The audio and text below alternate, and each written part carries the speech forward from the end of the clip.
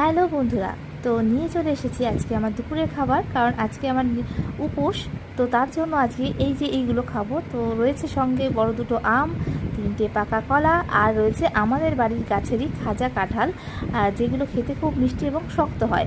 আর নরম কাঁঠাল আমি একদম খেতে পারি না। আর তার সাথে রয়েছে চিড়ে ভেজানো। তো চলো আমাদের কাঠের গাছটা তোমাদেরকে একটু দেখিয়ে দিই। ওই যে দূরে দেখতে পাচ্ছ তো বড় বড় কাঁঠাল ঝুলছে। এই কাঁঠালগুলো কিন্তু ওই গাছের মধ্যে থেকে একটা কাঁঠাল, ঠিক আছে। তো যাই হোক, আমার কিন্তু এখন প্রচণ্ড খিদে পেয়েছে, সকাল থেকে কিচ্ছু খাইনি। তো বেশি বকবক না করে তাড়াতাড়ি করে খেয়ে নিতে, চলো টাটা।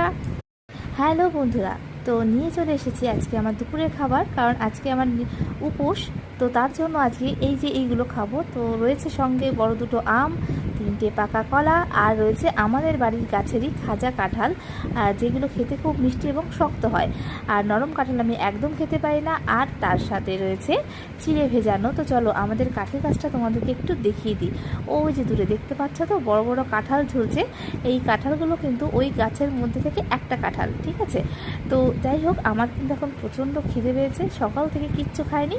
তো বেশি বকবক না করে তাড়াতাড়ি করে খেয়ে নিতে, চলো টাটা।